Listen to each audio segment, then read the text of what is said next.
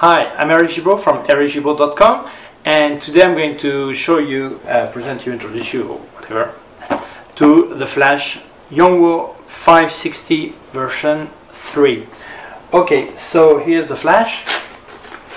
Here it is. A few years ago I presented the version 2, and I think it was time to upgrade and show the version 3. I will also show you this transmitter, well, transceiver, as it is a receiver and a transmitter. And this is the Yongnuo 603c. C stands for Canon. There is an N version that stands for Nikon. What's the difference? Because here, when you have this on top of your camera, in case you wanted to put a flash on top, if the flash is ITTL or ETTL, then you need the connectors to be okay, so you can transmit the right signal and your flash will work. In case you have a Nikon camera, you need a Nikon transmitter. If you have a Canon camera, well, the Canon version. Okay. In case you do not use a flash on top of the camera or manual flash, it doesn't really matter. I've tried the Canon version on Nikon and vice versa, and it works. Okay. So what's in there? Here you have the off switch. TX makes it a transmitter, and TRX makes it a receiver. Okay. I take off the batteries. Okay. Here we have 4 switches, so you can decide on the frequency. You have 16 frequencies. Okay. Here you have a connector with an optional cable in case you wanted to connect your receiver to a studio flash, for example, something that does not use a hot shoe. Okay, you could connect. And here you also have a jack connector, so you can use this flash as a trigger for your camera. In case you want to make a remote triggering, you could connect it to your camera with the proper cable. You need then this as a transmitter and then the receiver, and then you could trigger your camera. Okay, so what I'm going to do is a close-up on this flash to show you exactly how the menu works and all the options you have. Before I show you that you can, as all flash, tilt this, you can also rotate this way and then this way. It's not like the Canon version that, well, by the way, this is a pure copy of the Canon 580. I mean, the Chinese didn't complicate themselves, they just copied the way it looks. But this, for me, it's easier to use than the Canon version. Okay, the menu, okay, the buttons. Here you have also this. This is not to bounce the light, it's when you're bouncing against the ceiling, for example, and then you want to make a catch light in the eye. So then you pull this and you have 2 small white spots in the eyes of your subject. And here, this is also the small this. So if you are using a wide angle lens, then the width of the light is a bit wider. Okay. Okay, so now I'm going to make a close-up so you can see how it works. Okay, and what else could I add? Yes, there is a version 4 that exists. The difference is that it also can master several flashes. Using remotely, you can decide on the power of the flashes, the zoom of the flashes, everything. In case you would like to do this and you do not have a version 4, there is a new trigger by Yongnuo that allows you. It's like a small LCD screen. It is a small LCD screen, and you can organize your flashes by groups and then decide on power and everything remotely. Okay, so I think this is why this version is very interesting. It costs about 50 euros, which is about 55 US dollars, and it's quite cheap and payable. This is 100% manual. It's not ITTL or ETTL, so you will have to configure everything yourself. Okay, now I'm going to make a close-up and you can look at how everything works. Well, here we are with this flash. First I'm going to do a small turn so you have a look at it. Here you have the small place where you have the battery in. Here you have the frequency window. Sometimes there's a red light that shows. It's just to indicate that the flash is on. This is not an infrared beam or anything to help making autofocus. Okay, it's just to indicate. And here is the cell. When you use it as a slave, the receiver is here. Okay, when it's as a cell, as the radio frequencies is inside. Okay, and here you have a small door where you can plug in a battery, an external battery. You have a small battery pack, you can put it, and here you have a PC connector in case you would like to trigger it with a cable. Okay? Okay.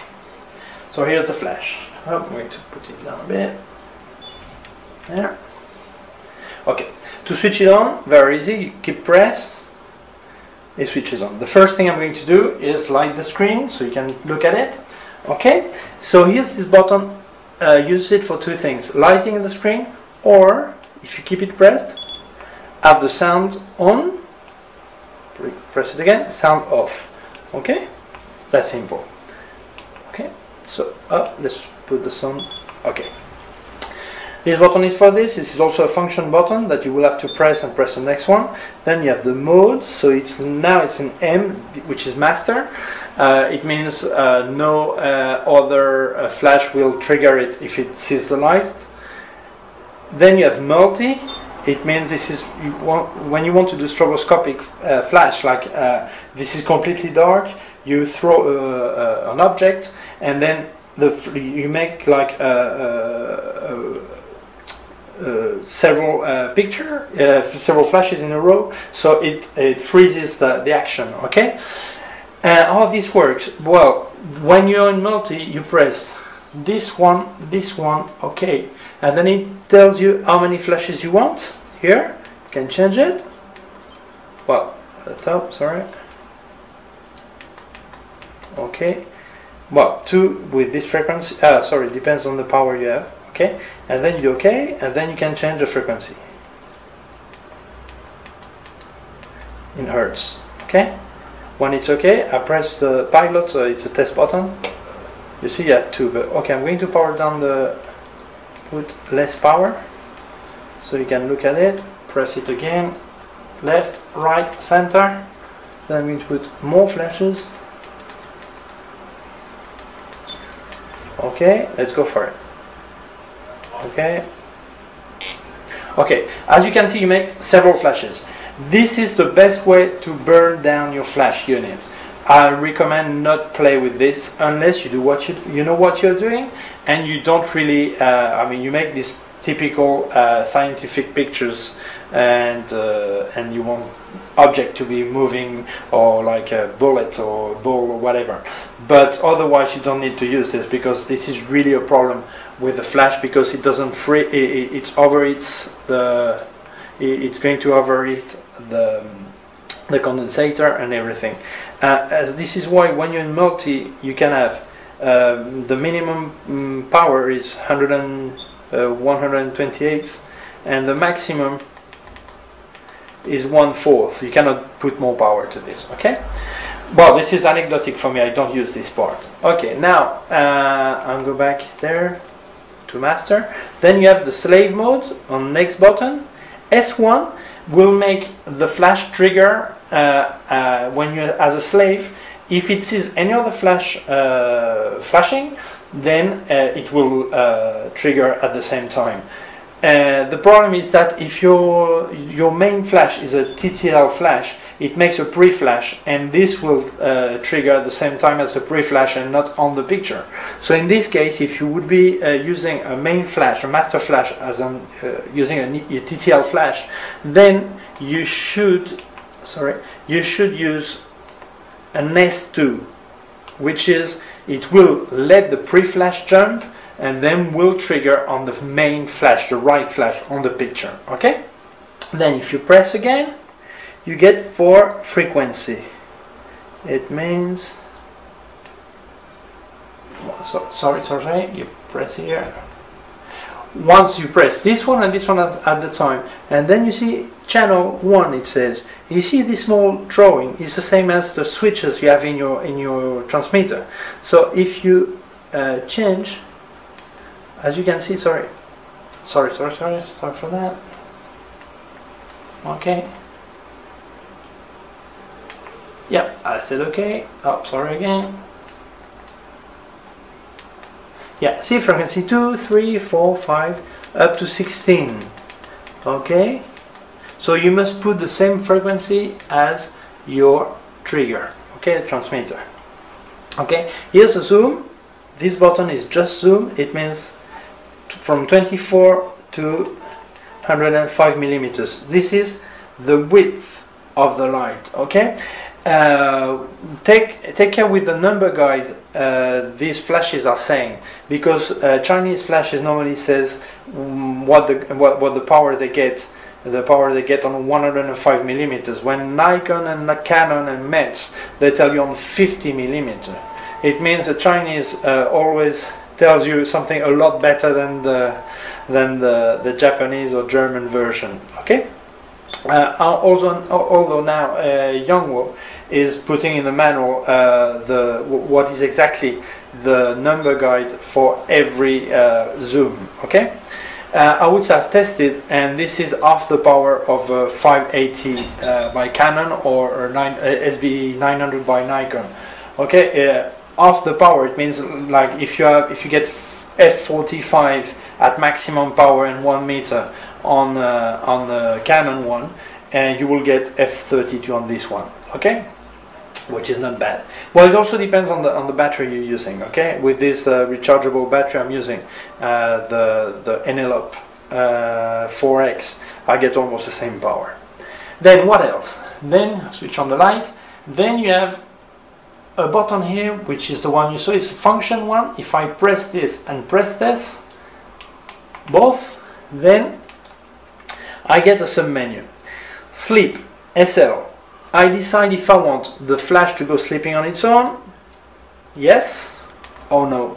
It means after a while it will go dormancy and then will switch off. Then it reminds me I've opted for the off one. I don't get it, but then it tells me if I want it. It tells me when. Oh, sorry, 1 second.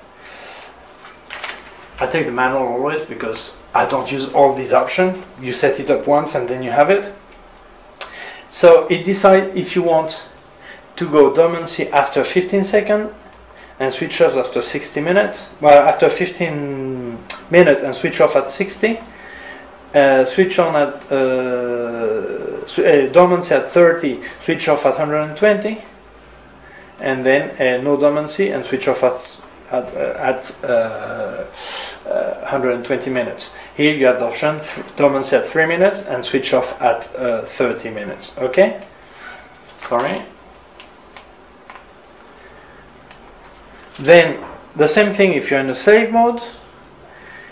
Then same thing for RX wireless. Okay, LCD, if you want how many seconds you want the LCD to be switch on when you press the light.